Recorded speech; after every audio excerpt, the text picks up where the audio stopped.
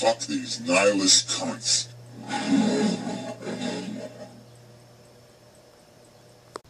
Response video to a video by the Modern Mystic called No Game, No Relevance. Even though he says in the video basically, oh shit, I put a shirt on. Well, anyway, you can stand it. Just for Nick, didn't want to, he likes things a little more polite. Whoops, don't go down there. Anyway, so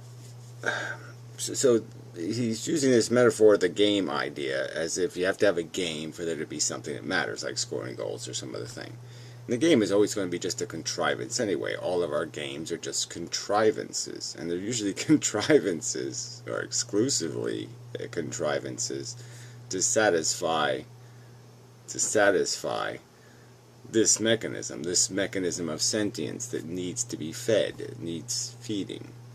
So, he's conceding that his metaphor is irrelevant, is that there's no category of game that's real. There's no such thing as a real game. It's just used as a metaphor for the idea that you do have these this value mechanism, and you have this objective of scoring and winning, doing it right.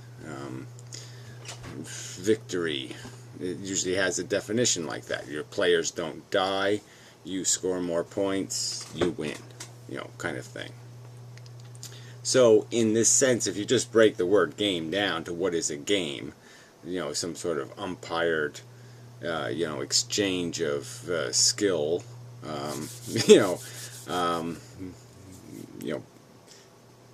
sport, whatever, you break it down into what it basically is, which is just this idea of scoring goals by some sort of rules.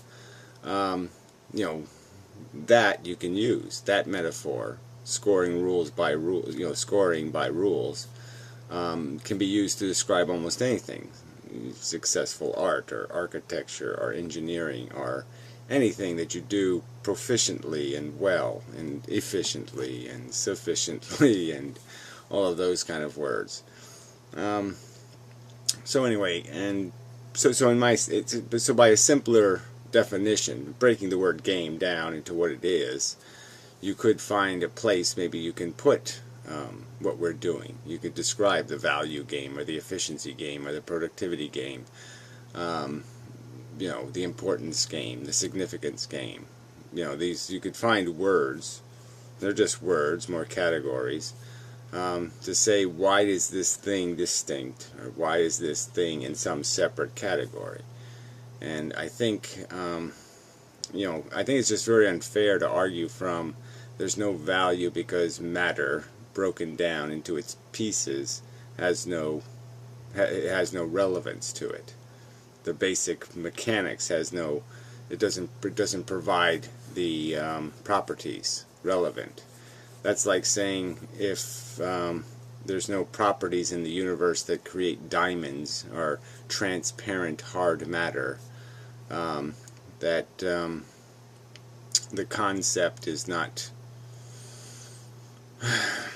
that it has no properties just because it doesn't create it. I'm not explaining that perfectly, but I just mean that obviously diamonds are doing something, or matter that is hard, material, and transparent is doing something different than what matter that's not doing that is. And we can make the distinction and put it in a category. And the difference isn't nothing. The difference is something. A prism, for example, is splitting light. It's doing something. Now the question is what falls into some category called meaningful something. A meaningful something.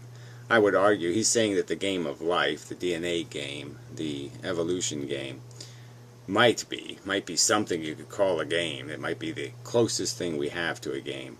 And I'd say it was nothing. It didn't mean anything until 500 million years ago, when the prism thing happened, when it started splitting consciousness, splitting experience into an internal mechanism, a neural network that started tweaking itself, playing with itself, mentally masturbating then all of a sudden the game became significant.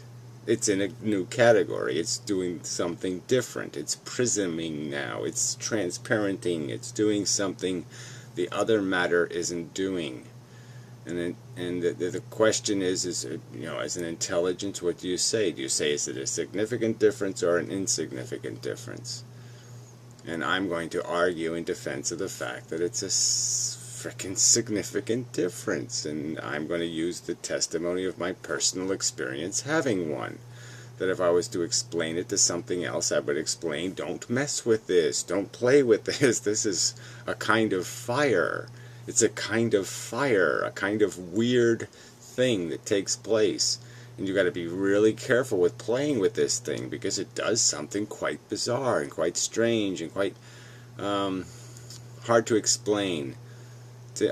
We can't explain the physics yet, but even if we could explain the physics, we're still, I think, going to be sitting there with a bag full of arranged matter, and creating something entirely synthetic, but in the same sense, only synthetic in the sense that it's taken something that's obviously a part of the properties of this universe, and it's split them. It's put them into a form that we are not used to seeing, and we're in a form where we're functioning on one of these levels. But I'm just saying, I think there's clear evidence that we can take it and just use a word like significant or important or significant, substantial, something, a big word, an important word, and say that consciousness fits into that category.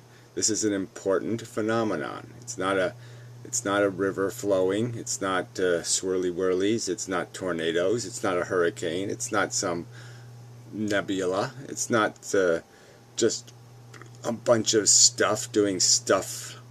It's doing a very different kind of stuff. Stuff very different from any of the other stuff in the known universe. It's a very different kind of stuffing.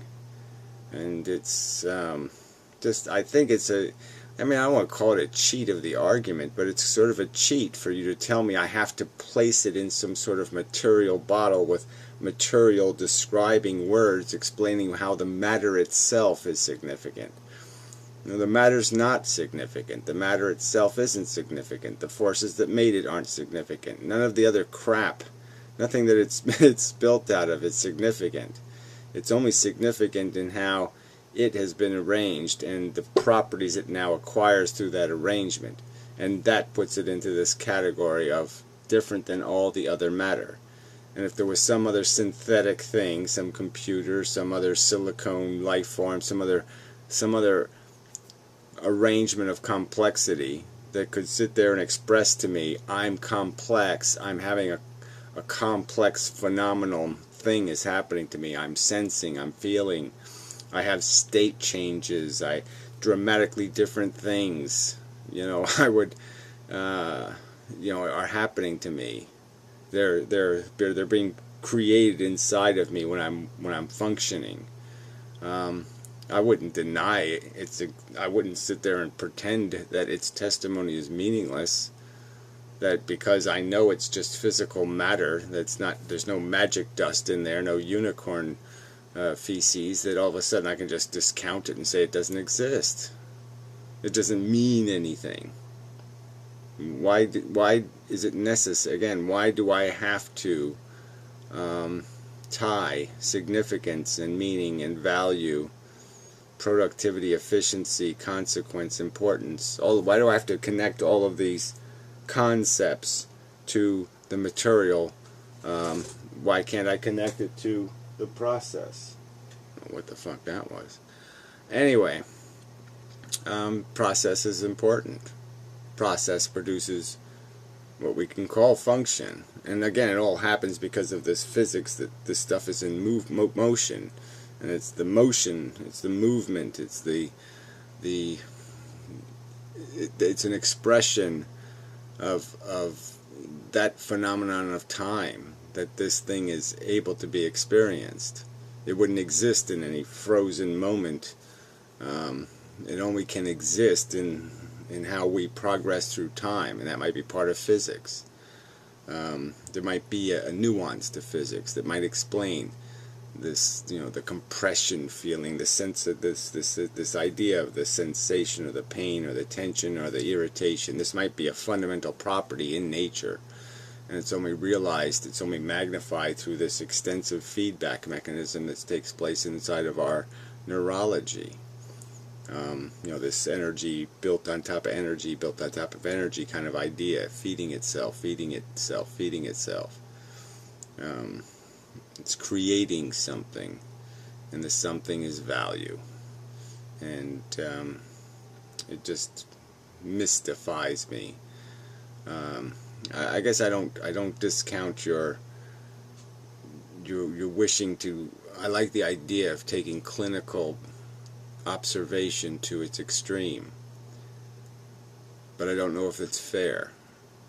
I don't know if it's fair to do that until we have all the information, and where I might be able to, there might be this material explanation, but we just don't have it yet.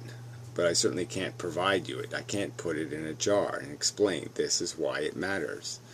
It matters because I know from my personal experience that it matters. That's one reason I'm going to say it matters, regardless of what it's doing. It matters.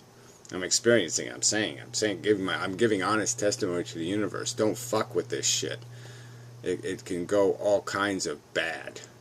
It's significant. It's meaningful. It's value rich. Don't fuck with it. I just know that as a minimum. And to say you theorize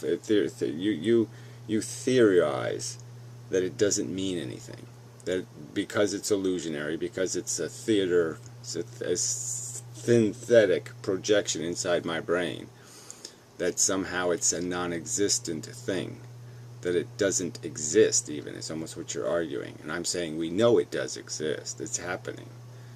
So I don't think that argument can be used. You're almost like attempting to disprove its existence, and I don't think you can disprove its existence. So you have to deal with its existence, and to say the way you deal with its existence is to essentially deny all of its properties. These properties of substantially different than non-sentient complexity. Sentient complexity is substantially different than non-sentient complexity. And it appears from all the evidence I can glean that the difference is fucking meaningful. It's just silly to say it isn't. That this is itself a game. The game of the efficient utilization of this phenomenon. So, best I can do, if you're listening. He kind of likes to hit and run, so he might not be interested in responding. So, yeah, that's enough. Till next time.